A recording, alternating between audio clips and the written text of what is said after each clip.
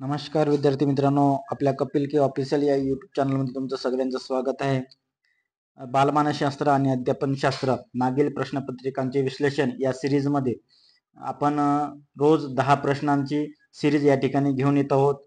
तुम्ही जर या चॅनलला सबस्क्राईब केले नसेल तर या चॅनलला लवकरात लवकर सबस्क्राईब करा, जेणेकरून तुम्हाला प्रत्येक व्हिडिओ तुम्हाला वेळेवर मिळत जातील. बघा, या ठिकाणी या सिरीजमध्ये आपण 2013चा जो प्रश्नपत्रिका होती त्याच्यामधले आपण अगोदर 20 प्रश्न या ठिकाणी घेतले होते. तो व्हिडिओ जर तुम्ही बघितला नसेल तर तो व्हिडिओ तुम्ही आमच्या चॅनलला जाऊन बघा. या ठिकाणी आपण समोरचे प्रश्न घेणार आहोत. बघा, या ठिकाणी 81 क्रमांकाचा जो प्रश्न होता, अध्यापन हे अध्ययनांगी होण्यासाठी काय आवश्यक आहे. बघा, अध्यापन हे अध्ययनांगी होण्यासाठी काय आवश्यक आहे. याच्यामध्ये बघा, पहिला आहे प्रवर्तन, बक्षीस, शिक्षा की साहित्य. मग अध्यापन हे अध्ययनांगी होण्यासाठी मग काय आवश्यक आहे, प्रवर्तन आवश्यक आहे. त्यानंतर 82 क्रमांकाचा क्वेश्चन, इसवी सन 1921 साली दक्षिणामूर्ती येथे बालमंदिर नावाची शिशुशाळा 21 साली दक्षिणामूर्ती येथे बालमंदिर नावाची शिशुशाळा जी होती, बालमंदिर, ही होती गिजूबाई बदेका यांनी सुरू केली होती. नंतर 83 क्रमांकाचा क्वेश्चन, अध्यापनाच्या प्रतिमानाचे जनक. आता अध्यापनाच्या प्रतिमानाचे जनक बघा, मार्शाविल आणि ब्रूस जॉइस आहेत. बघा, यामध्ये तिसऱ्या क्रमांकाचा जो ऑप्शन आहे मार्शाविल आणि ब्रूस जॉइस, हे आपल्याला पाठाचं असलं पाहिजे विद्यार्थी मित्रांनो. अध्यापन प्रतिमानाचे जनक म्हणलं तर मार्शाविल आणि ब्रूस जॉइस. त्यानंतर 84 क्रमांकाचा क्वेश्चन बघा,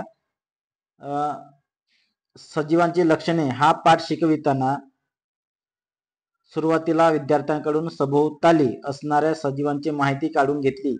येथे शिक्षकांनी अध्यापनाचे कोणते सूत्र वापरले. आता अध्यापनाचे सूत्र बघायचं आपल्याला. हे काय आहे की सजीवांची लक्षणे हा पाठ शिकवायचा आहे. तर सुरुवातीला काय केलं, विद्यार्थ्याकडून सभोवताली असणाऱ्या सजीवाची माहिती काढून घेतली. म्हणजे बघा, मग जे ऑलरेडी आपल्याला माहित आहे त्यांची माहिती आणि त्याच्याकडून अज्ञाताकडे जायचं आहे. म्हणजे काय, तर या ठिकाणी ज्ञाताकडून अज्ञाताकडे, म्हणजे जे सजीव आपल्याला माहित आहे, ठीक आहे, त्यांची अगोदर माहिती घ्यायची आणि त्याच्यानंतर समोरचा भाग शिकवायचा. म्हणजे ज्ञाताकडून अज्ञाताकडे शिकवायचं आहे आपल्याला. तर या प्रश्नाचं उत्तर आहे ज्ञाताकडून अज्ञाताकडे. त्यानंतर बघा, 85 क्रमांकाचा क्वेश्चन, यशस्वी अध्यापन म्हणजे काय. आता यशस्वी अध्यापन म्हणजे काय, 100% निकाल, की सर्व विद्यार्थ्यांनी प्रावीण्यासह उत्तीर्ण होणे, की परिणामकारक अध्ययन, की विद्यार्थ्यांचे यश. मग याच्यामध्ये यशस्वी अध्यापन कशाला म्हणलं जाईल, तर ज्या अध्यापनाने अध्ययन हे विद्यार्थ्यांचं अध्ययन हे परिणामकारक होईल त्यालाच यशस्वी अध्यापन असं म्हटलं जाईल. बरोबर आहे. म्हणजे याचं प्रश्नाचं उत्तर आहे परिणामकारक अध्ययन. त्यानंतर 86 क्रमांकात बघा, क्रियात्मक क्षेत्रातील विकासाचा टप्प्यांचा योग्य क्रम. क्रियात्मक क्षेत्रातील विकासाचे टप्पे बघा, त्याच्यामध्ये सर्वात पहिलं काय येणार आहे, अनुकरण. अनुकरण कोण्या ठिकाणी 2, 3 आणि 4 ला आहे. ठीक आहे, म्हणजे पहिला क्वेश्चन म्हणजे पहिला ऑप्शन चुकीचा आहे. म्हणजे अनुकरण या ठिकाणी आहे आणि या ठिकाणी, म्हणजे 2, 3 आणि 4. मग दुसरा जो असतो तो क्रियाकौशल्य. अनुकरण, क्रियाकौशल्य, त्याच्यानंतर त्याच्यामध्ये अचूकता, त्याच्यानंतर संधिकरण आणि शेवटी स्वाभाविकीकरण. बघा, स्वाभाविकीकरण शेवटी यायला पाहिजे, अनुकरण सुरुवातीला यायला पाहिजे. ठीक आहे, मग त्याच्यानंतर अनुकरण, क्रियाकौशल्य, अचूकता, संधिकरण, स्वाभाविकीकरण. मग आपला उत्तर जे आहे चौथ्या क्रमांकाचं आहे की अनुकरण, क्रियाकौशल्य, अचूकता, संधिकरण, स्वाभाविकीकरण. त्यानंतर 87 क्रमांकाचा प्रश्न बघा, की खाली काही वर्तन बदल दिले आहेत त्यापैकी बोधात्मक वर्तन बदल कोणता आहे ते ओळखायचं आपल्याला. तर बघा, बोधात्मक वर्तन बदल. आता शारदा सुंदर भरतकाम करते, त्याच्यानंतर राजूचे त्याच्या कुत्र्यावर प्रेम आहे, आणि तिसरा विनीत परिच्छेद वाचून त्यातील प्रश्नाची उत्तरे सोडवतो, आणि त्याच्यानंतर सुनीताला शंख शिंपील जमवण्याचा छंद आहे. आता वर्तन बदल बघा, एक भावात्मक वर्तन बदल, क्रियाकौशल्य वर्तन बदल म्हणजे क्रियात्मक वर्तन बदल, आणि बोधात्मक वर्तन बदल. आता पहिलं जे आहे की शारदा सुंदर भरतकाम करते, बरोबर आहे, तर हे क्रियात्मक वर्तन बदल आहे. ठीक आहे. त्याच्यानंतर दुसरं आहे राजूचे त्याच्या कुत्र्यावर प्रेम आहे, म्हणजे भावात्मक वर्तन बदल आहे. तिसरा जो विनिता परिच्छेद वाचून त्यावरील प्रश्नाची उत्तरे सोडवते, हा आहे बोधात्मक वर्तन बदल. म्हणजे आपल्या प्रश्नाचं उत्तर हे आहे. की विनीत परिच्छेद वाचून त्यावरील प्रश्नाचे उत्तर सोडवतं हे बोधात्मक वर्तन बदल. बघा पहिलं जे आहे शारदा सुंदर भरतकाम करते हे क्रियात्मक, राजूजी त्याच्या कुत्र्यावर प्रेम आहे भावात्मक, तिसरं जे आहे बोधात्मक आणि पुन्हा चौथं बघा की सुनीता शंख शिंपले जमवण्याचा छंद आहे हे सुद्धा क्रियात्मक वर्तन बदल आहे. ठीक आहे.